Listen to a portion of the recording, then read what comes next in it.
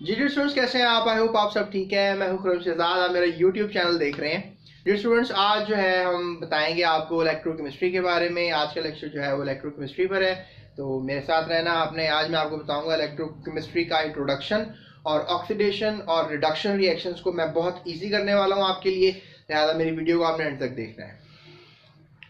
तो स्टूडेंट्स, अगर हम डेफिनेशन की तरफ देखें तो डेफिनेशन ये है कि ये ऐसी ब्रांच है, केमिस्ट्री की ब्रांच है, जिसमें हम रिलेशनशिप मालूम करते हैं। ठीक है, रिलेशनशिप किस चीज का मालूम करते हैं? इलेक्ट्रिसिटी एंड केमिकल रिएक्शंस, यानी कि बिजली का इस्तेमाल करके हम कुछ केमिकल रिएक्शंस करवाने में कामयाब हो जाते हैं। जैसे फॉर एग्जांपल आपने देखा होगा, अगर हमारे पास एक बीकर है, उसमें अगर हम पानी लें और पानी में अगर हम नमक डाल दें, तो आपको पता है कि पानी और नमक जो है आपस में मिक्स हो जाते हैं, और मिक्स होने के बाद जो है ये दोनों आपस में रिएक्शन जो है वो नहीं करते। आप इसको कहेंगे NaCl, sodium chloride plus water, और ये जो है ये सॉल्यूशन होगा। और स्टूडेंट्स, इस सॉल्यूशन को जो है आप ब्राइन का नाम देंगे। और आपको पता है कि ये जो सॉल्यूशन है, जो ब्राइन है, ये एक सॉल्यूशन है, दैट्स इट। लेकिन अगर लेट्स से दैट आप एक इलेक्ट्रोकेमिकल सेल लें, इलेक्ट्रोकेमिकल सेल ऐसा सेल होता है जिसमें इलेक्ट्रोड्स लगे हुए होते हैं, पॉजिटिव इलेक्ट्रोड, नेगेटिव इलेक्ट्रोड, और इन इलेक्ट्रोड्स को जो है वो बिजली से कनेक्ट किया जाता है, यानी कि बैटरी वगैरह से या इलेक्ट्रिकल करंट से कनेक्ट किया जाता है। याद रखिएगा, पॉजिटिव को पॉजिटिव से, नेगेटिव को नेगेटिव से जोड़ना होता है। और इसमें अगर लेट्स से दैट ये ब्राइन आप डाल दें, तो फिर स्टूडेंट्स ये होगा कि जो अब NaCl है और पानी का जो मिक्सचर है, ये दोनों क्या करेंगे? बिजली की मदद से एक केमिकल रिएक्शन करेंगे। यानी पहले जो हमारे पास सॉल्यूशन था, और अब हमारे पास क्या है कि बिजली लगा देने से इनका NaCl और पानी का रिएक्शन होगा। स्टूडेंट्स, होगा ये कि जो NaCl है वो रिएक्ट कर जाएगा वाटर के साथ और बना देगा NaOH, कास्टिक सोडा, और साथ बनेगी क्लोरीन गैस, और साथ बनेगी हाइड्रोजन गैस। तो ये रिएक्शन हो जाएगा। यानी कि अगर आप NaCl को और पानी को आपस में मिलाते हैं तो कुछ भी नहीं होता, सिंपली सॉल्यूशन ही बनता है। लेकिन जब आप इसको इलेक्ट्रिकल करंट लगा देते हैं, यानी आप करंट लगा देते हैं, तो स्टूडेंट्स करंट लगा देने के बाद बात का नजरिया जो है वो डिफरेंट है, यानी कि रिएक्शन हो जाएगा। यानी इन दोनों कंपाउंड्स का आपस में एक केमिकल रिएक्शन होगा, और नतीजतन आपको कास्टिक सोडा, क्लोरीन गैस और हाइड्रोजन गैस जो है वो प्रोडक्ट में मिलेंगे। आप सोच रहे होंगे कि आखिर ये कैसे पॉसिबल है, ये कैसे हो जाता है? तो वेट करें, हम एक इलेक्ट्रोकेमिकल सेल पढ़ेंगे, नेल्सन सेल, इस चैप्टर के आगे जाकर, आगे लेक्चर्स में। तो वहां पर आप मुझसे सीखिएगा कि आखिर ये रिएक्शन कैसे हो पाता है, और ये इलेक्ट्रोकेमिस्ट्री जो है कैसे आपको समझाई जा सकती है।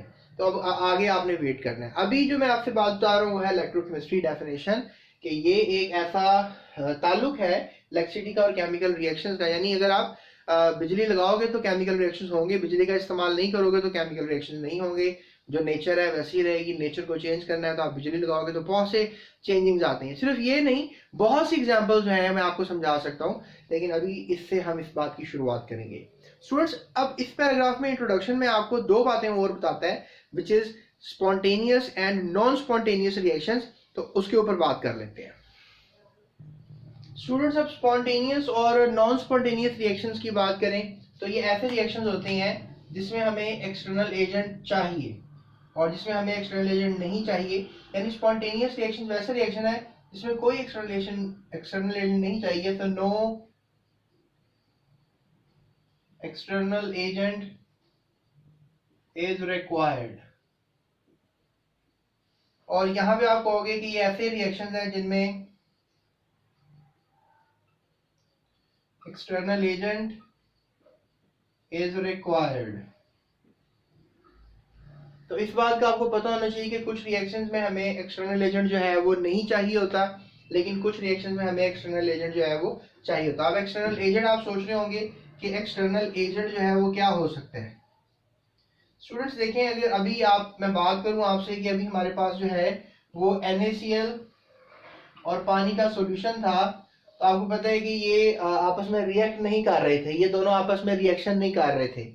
लेकिन जब आपने इनको इलेक्ट्रोड लगाकर करंट लगा दिया तो इन दोनों ने आपस में रिएक्शन किया। तो आप कह सकते हो कि जो एक्सटर्नल एजेंट है वो करंट है। यानी जब आप करंट लगाओगे तो रिएक्शन हो जाएगा। और इसके अलावा और भी बहुत से एक्सटर्नल एजेंट्स हो सकते हैं, जिस तरह के प्रेशर, हीट और इवन टेम्परेचर भी आप एक्सटर्नल एजेंट में काउंट कर सकते हो कि टेम्परेचर भी जो है वो एक्सटर्नल एजेंट की कैटेगरी में आएगा। तो अब ऐसे रिएक्शंस जिनमें कोई एक्सटर्नल एजेंट नहीं चाहिए होता है उनको स्पॉन्टेनियस रिएक्शंस कहते हैं, जिस तरह आप कह सकते हैं रस्टिंग।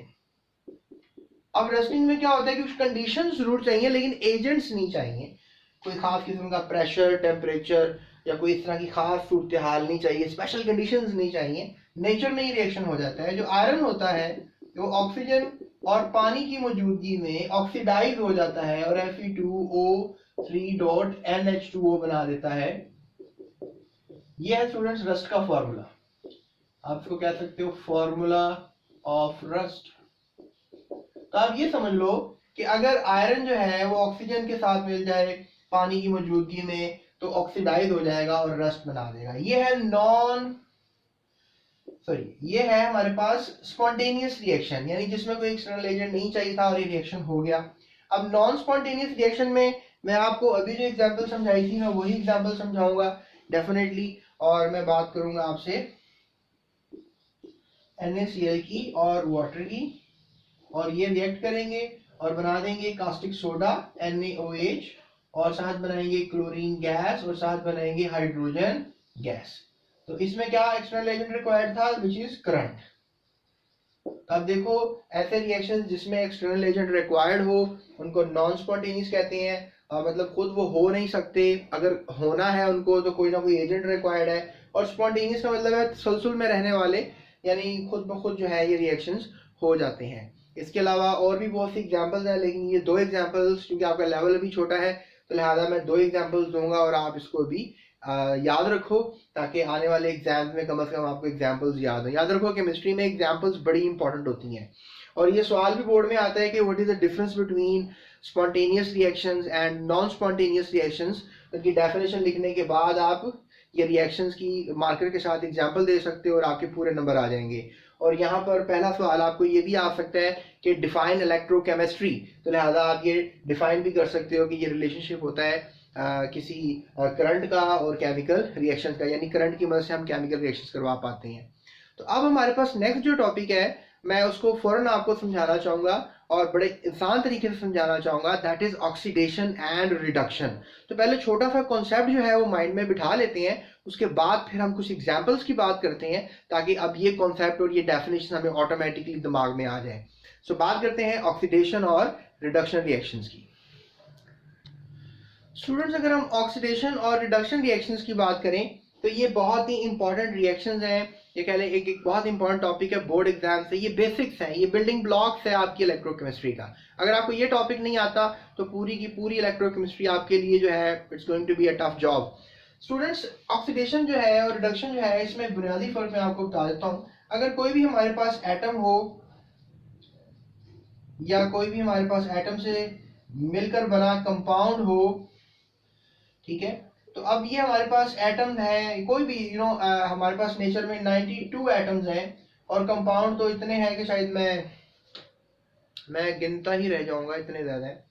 तो अब एटम्स अगर लेट्स से दैट या कंपाउंड्स क्या करें, इलेक्ट्रॉन्स को रिलीज कर दें, यानी लेट्स से दैट मेरी ये पॉकेट में पेन है और ये पेन जो है मैं रिलीज कर देता हूं, तो ये क्या हुआ कि मैंने पेन को रिलीज कर दिया। अगर एटम्स कंपाउंड्स इलेक्ट्रॉन्स को रिलीज कर दें तो इस प्रोसेस को आपने ऑक्सीडेशन का नाम देना है। This process is known as oxidation. अगर let's say that electron release नहीं कर रहे एटम्स और कंपाउंड्स, उसमें से हाइड्रोजन को रिलीज कर दें, तो तब ही हम इसको ऑक्सीडेशन का नाम देंगे। तो हाइड्रोजन अगर रिलीज होगा तब भी हम जो है इसको डेफिनेटली ऑक्सीडेशन कहेंगे। सो आई वाज जस्ट स्नीजिंग, मैं आपके सामने स्नीज नहीं कर सकता था, सो दैट्स व्हाई मैंने थोड़ा सा पॉज लिया। तो इसके अलावा स्टूडेंट्स अगर लेट्स से दैट हाइड्रोजन मतलब इलेक्ट्रॉन्स जा रहे हैं किसी कंपाउंड में से तो हम उसको ऑक्सीडेशन कहेंगे। अगर हाइड्रोजन जो है वो जा रहा है किसी कंपाउंड में से या एटम में से, तो लेट्स से दैट आप कहोगे ये भी ऑक्सीडेशन है। एटम में से तो हाइड्रोजन नहीं जा सकता, कंपाउंड में से हाइड्रोजन जाएगा, लेकिन इलेक्ट्रॉन दोनों में से जा सकता है। अब स्टूडेंट्स एक और बात यह है कि ऑक्सीजन अगर आ रहा है, ठीक है, ऑक्सीजन अगर कंपाउंड में एंटर हो रहा है तो आप इसको जो है नाम दोगे ऑक्सीडेशन का। और इसके ही बरअक्स जो है आप कह लो कि रिडक्शन होती है। रिडक्शन क्या होता है कि इलेक्ट्रॉन एंटर करते हैं, जा नहीं रहा इलेक्ट्रॉन, बल्कि इलेक्ट्रॉन जो है वो क्या कर रहा है, एंटर कर रहा है, तो आप इसको नाम दोगे रिडक्शन। अगर कंपाउंड में इलेक्ट्रॉन ऐड हो रहे हैं, एटम में इलेक्ट्रॉन ऐड हो रहे हैं, आप इसको रिडक्शन कहोगे। या फिर आप कह लो कि आपके पास जो है वो हाइड्रोजन अगर ऐड हो रहा है कंपाउंड में, तब भी आप इसको रिडक्शन कहोगे। या फिर आप कह लो कि हमारे पास ऑक्सीजन जो है वो जा रहा है, ठीक है, आ नहीं रहा, जा रहा है, कंपाउंड में से निकल रहा है, तो आप इसको भी रिडक्शन का नाम दोगे। अब आप कहोगे सर ये थोड़ा सा बज हो गया माइंड में, थोड़ा सा एक्सप्लेन करें थोड़ा सा। तो डेफिनेटली मैं ये आपको एग्जांपल्स के साथ ही बात समझाने वाला हूँ, लेकिन सबसे पहले मैं इलेक्ट्रॉन्स को लेकर जो है आपको बात समझाऊंगा, हाइड्रोजन को मैं दूसरे नंबर पर बात समझाऊंगा, और तीसरे नंबर पर मैं आपको समझाऊंगा कि आखिर ऑक्सीजन की कौन सी एग्जांपल्स हो सकती हैं और ऑक्सीजन की मदद से ऑक्सीडेशन रिडक्शन कैसे समझाई जा सकती है।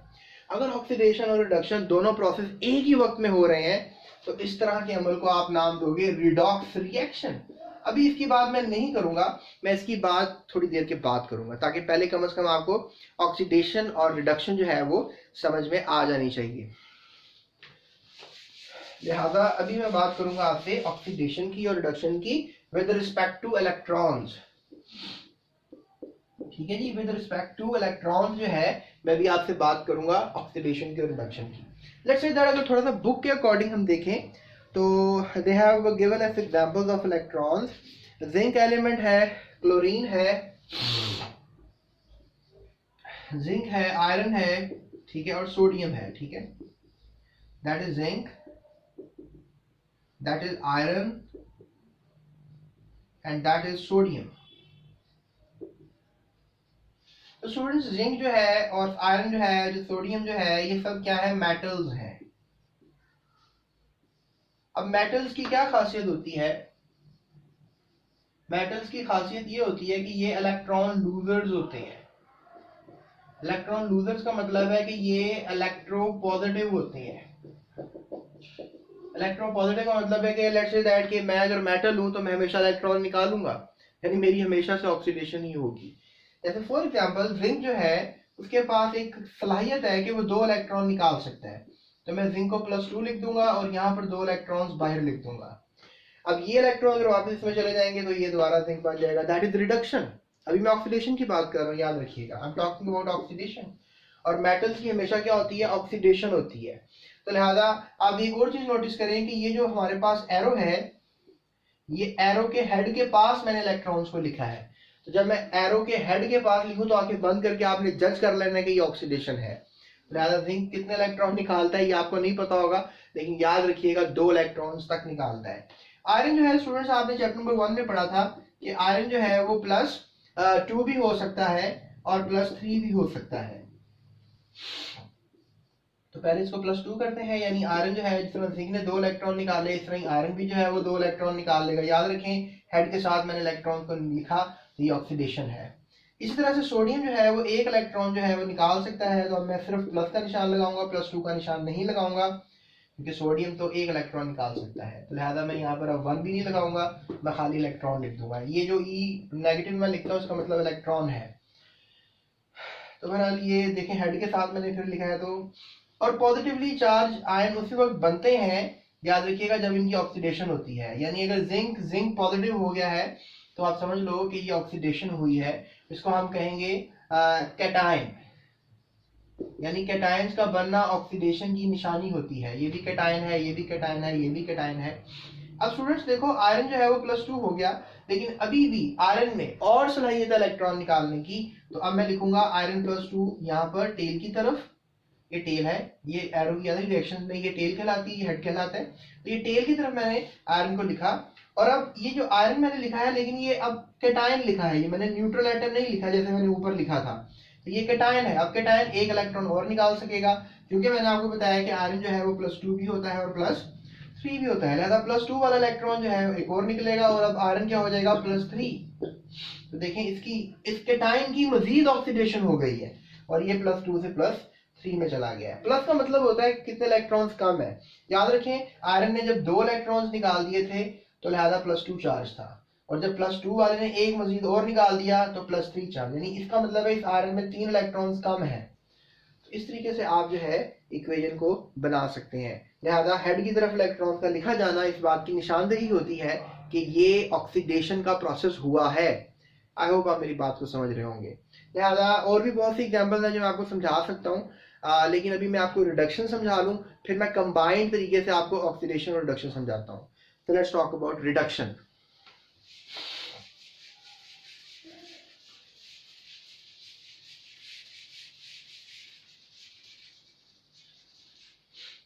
मैं आपके बुक के अकॉर्डिंग आपको समझा रहा हूँ।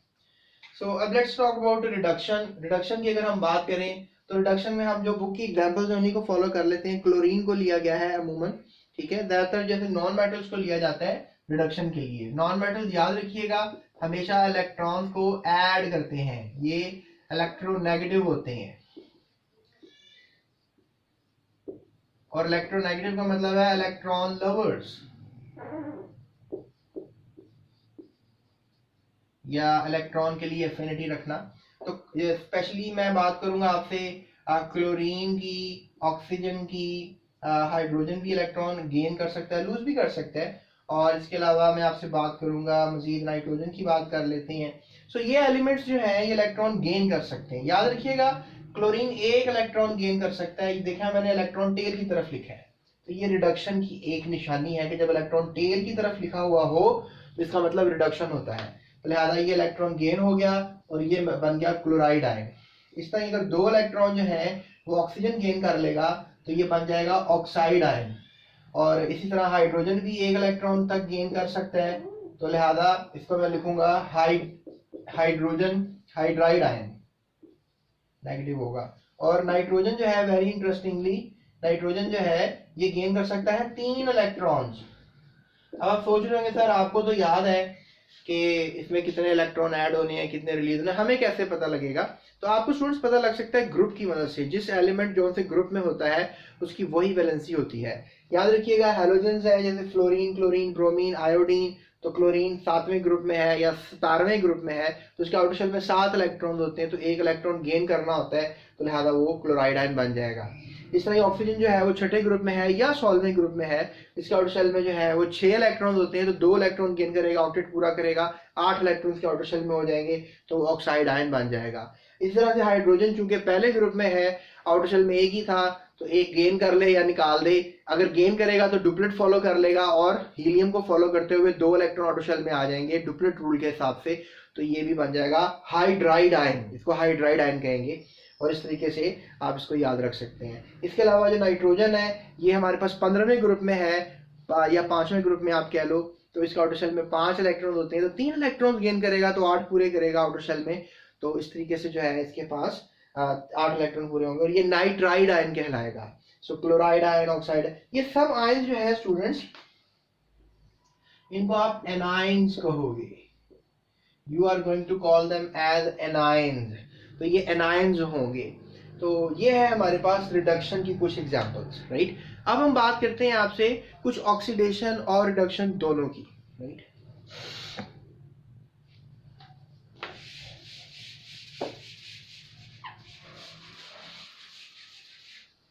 लेट्स से दैट जैसे हमारे पास जो है एक एग्जांपल बुक वाली ले लेते हैं, जैसे अभी हमारे पास आपने पढ़ा कि सोडियम जो है वो इलेक्ट्रॉन लूज करता है, मेटल है, तो लिहाजा ये मैंने हेड की तरफ इलेक्ट्रॉन लिखा तो पॉजिटिवली चार्ज 1 आएगा इसके ऊपर, तो ये हो गई है ऑक्सीडेशन, ठीक है। ये क्या हो गई है?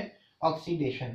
इसी तरह से क्लोरीन है, उसमें जब इलेक्ट्रॉन एक गेन कर लिया तो वो बन गया क्लोराइड आयन, और अब इसकी हो गई है रिडक्शन, ठीक है।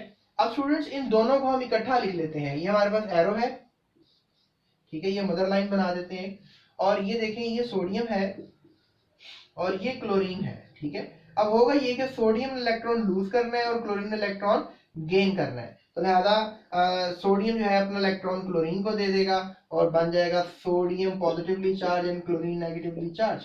और स्टूडेंट्स आपको पता है कि पॉजिटिव नेगेटिव के दरमियान अट्रैक्शन होगी, तो दोनों आपस में करीब आ जाएंगे और आपको बनता हुआ नजर आएगा नमक। यानी जब भी आप Na और Cl को लिखेंगे तो आप प्रोडक्ट में NaCl लिखेंगे, यानी कि सोडियम ने इलेक्ट्रॉन लूज किया, इसकी ऑक्सीडेशन हो गई, और क्लोरीन इलेक्ट्रॉन गेन किया, इसकी रिडक्शन हो गई। तो अब एक ही रिएक्शन में आप क्या कर रहे हो, ऑक्सीडेशन भी कर रहे हो, ये ऑक्सीडेशन हुई है, और ये आप क्या कर रहे हो, रिडक्शन कर रहे हो।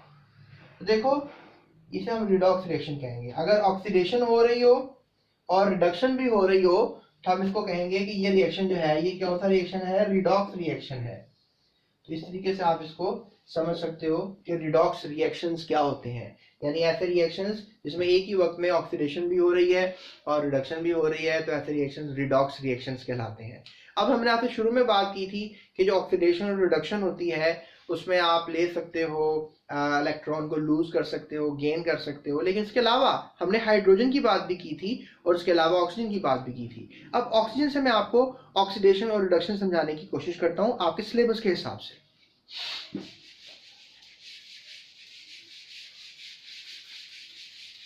स्टूडेंट्स, ऑक्सीजन के लिहाज से ऑक्सीडेशन रिडक्शन को समझना बहुत ही आसान है। Let's take an example of zinc oxide और कार्बन। अब जिंक ऑक्साइड और कार्बन को अगर हम लेंगे तो आप समझ जाओ कि जो जिंक ऑक्साइड है ये एक ऐसा कंपाउंड है जिसके पास ऑक्सीजन है, और ये कार्बन एक ऐसा कंपाउंड है जिसके पास ऑक्सीजन नहीं है। ये टेल का मतलब है कि रिएक्शन से पहले की सूरत हाल, और जब रिएक्शन हो जाएगा तो हेड का मतलब है कि रिएक्शन के बाद की सूरत हाल। तो सीन ये होता है कि जो जिंक है वो अपना ऑक्सीजन लूज कर देता है, यानी जिंक जो है वो अपना ऑक्सीजन लूज कर देगा और कार्बन जो है उस ऑक्सीजन को अडॉप्ट कर लेगा। तो लिहाजा जिंक जो है, अब उसके पास यहाँ पर तो ऑक्सीजन था लेकिन अब यहाँ पर उसके पास ऑक्सीजन नहीं है, तो ऑक्सीजन का ना होना इज कॉल्ड एज रिडक्शन, या कह लो ऑक्सीजन का चला जाना। आपको याद होगा कि कंपाउंड में अगर ऑक्सीजन आ जाए तो उसको ऑक्सीडेशन कहते हैं, अगर चला जाए ऑक्सीजन तो उसको रिडक्शन कहते हैं, ये आपको याद होगा। तो लिहाजा अब कंपाउंड था हमारे पास, अब उसके पास ऑक्सीजन नजर आ रहा है, आपको नहीं नजर आ रहा, लिहाजा ऑक्सीजन चला गया है, उसको क्या बोलोगे, रिडक्शन। और ये जो हमारे पास कंपाउंड है या एलिमेंट है, इसके पास क्या हुआ है, ऑक्सीजन आ गया है, तो अब ये क्या बन जाएगा, कार्बन डाइऑक्साइड। यानी आप देखो यहाँ पर इस कार्बन के पास ऑक्सीजन नहीं था, अब इसके पास ऑक्सीजन है, तो ये क्या हो गई, ऑक्सीडेशन। तो लिहाजा हुआ क्या कि जब जिंक ने ऑक्सीजन छोड़ा तो उसकी हो गई रिडक्शन, और कार्बन ने ऑक्सीजन जो जिंक ने छोड़ा था वो ऑक्सीजन कार्बन ने ले लिया और कार्बन की हो गई ऑक्सीडेशन। तो ये रिडक्शन भी हुई है, ऑक्सीडेशन भी हुई है। तो ये जो रिएक्शन है हमारे पास, ये रिएक्शन कहलाएगा रिडॉक्स रिएक्शन, राइट। इसको हम क्या बोलेंगे, इस रिएक्शन को हम नाम देंगे रिडॉक्स रिएक्शन। रिडॉक्स रिएक्शन ऐसे रिएक्शन होते हैं जिनमें रिडक्शन भी होती है और ऑक्सीडेशन भी होती है। तो लिहाजा रिडॉक्स में आप इसको भी लिख सकते हैं, एक्सप्लेन कर सकते हैं। अब चलते हैं अपने थर्ड सिचुएशन की तरफ। अब हाइड्रोजन को लेकर हम बात करेंगे।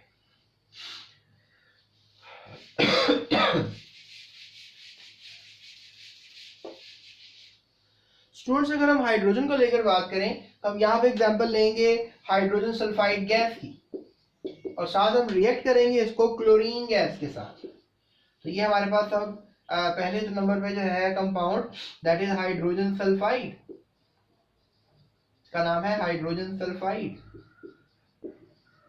और दूसरे नंबर पे हमारे पास जो कंपाउंड है दैट इज क्लोरीन गैस। अब स्टूडेंट्स होगा ये कि जो हाइड्रोजन सल्फाइड है और जो क्लोरीन गैस है ये भी आपस में रिएक्शन कर सकते हैं। तो लिहाजा ये जो सल्फर है, आप कह लो ये सल्फर है, ये सल्फर क्या करेगा, ये सल्फर हाइड्रोजन को छोड़ देगा, सल्फर जो है वो अलग हो जाएगा, और ये जो हाइड्रोजन है ये शिफ्ट हो जाएगी क्लोरीन की तरफ, और आप कह लो कि HCl जो है वो बन जाएगा, यानी हाइड्रोजन और क्लोरीन आपस में करेंगे HCl बन जाएगा। तो क्लोरीन की क्या हो गई, हाइड्रोजन आ गया क्लोरीन के पास, तो हाइड्रोजन का आना इज कॉल्ड एज रिडक्शन। याद रखिए, इलेक्ट्रॉन का आना, हाइड्रोजन का आना, कंपाउंड में रिडक्शन होता है। और हाइड्रोजन सल्फाइड के पास हाइड्रोजन है, और अब यहाँ पर देखो आप, यहाँ पर इसके पास हाइड्रोजन नहीं है, यानी सल्फर के पास हाइड्रोजन है, अब यहाँ पर ये देखो हाइड्रोजन नहीं है, that is called oxidation.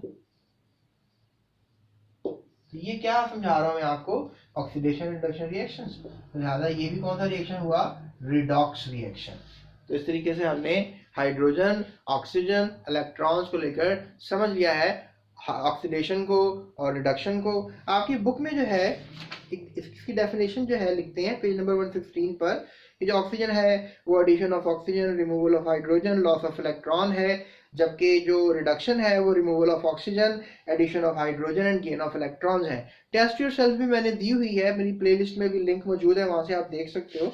Test yourself 7.1 मैंने हल की है, आप उसको भी देखिएगा ताकि आपको सारे प्रॉब्लम्स का हल मिल जाए। मेरी टेस्ट योरसेल्फ मैंने आपको सारी बात समझाने की कोशिश की है। तो आज हमने सीख लिया कि ऑक्सीडेशन और रिडक्शंस क्या होते हैं, स्पॉन्टेनियस नॉन स्पॉन्टेनियस रिएक्शंस क्या होते हैं, इलेक्ट्रोकेमिस्ट्री की डेफिनेशन क्या है, और आखिर ये डेफिनेशन का मतलब क्या है। तो ये था हमारा आज का लेक्चर। आई होप आपको ये वीडियो पसंद आई होगी। अगर पसंद आई है तो अभी मेरे चैनल को सब्सक्राइब कर लीजिएगा, और इसके अलावा अपने दोस्तों के साथ शेयर लाजमी करना है आपने, बिकॉज इट्स एन एफर्ट्स, और इन एफर्ट्स को अपने दोस्तों के साथ शेयर लाजमी करें ताकि उनका भी कॉन्सेप्ट्स क्लियर हो, उनको भी आइडिया क्लियर हो जाए। और इसके अलावा अपने व्हाट्सएप ग्रुप से भी इसको शेयर करें मेरी वीडियो को, और मेरे चैनल को सब्सक्राइब किए बगैर आपने नहीं जाना है, राइट। अभी इस वीडियो को लाइक कर दें, और इसके अलावा अगर कोई क्वेश्चन है, कोई चीज़ समझनी है आपने, तो अभी आप मुझे कमेंट कर दें। इंशाल्लाह मैं कमेंट आपका जैसे ही पढ़ूंगा मैं आपको उसकी वीडियो बना के दूंगा, आपको रिस्पॉन्स करूंगा। और स्टूडेंट्स, इसके अलावा अब हम बात करेंगे अपने नेक्स्ट टॉपिक की, which is oxidation state and rules for assigning oxidation state. तो ये हमारा अब कल का टॉपिक होगा, डेफिनेटली नेक्स्ट लेक्चर का टॉपिक होगा। तो अभी यहाँ पर कहीं थंबनेल आ रहा होगा, आप उसको फॉलो कर लें, या डिस्क्रिप्शन में सारे मैंने लिंक्स दिए हुए हैं। आप अपने चैप्टर में जाओ इलेक्ट्रोकेमिस्ट्री में, तो आपको सारा प्लेलिस्ट खुल जाएगा, उसमें आप उस लेक्चर को फॉलो करो जो कि दूसरा लेक्चर है, 7.2 का लेक्चर है। So that's it, thank you so much. अपना बहुत ख्याल रखिएगा और दूसरों का भी बहुत ख्याल रखिएगा।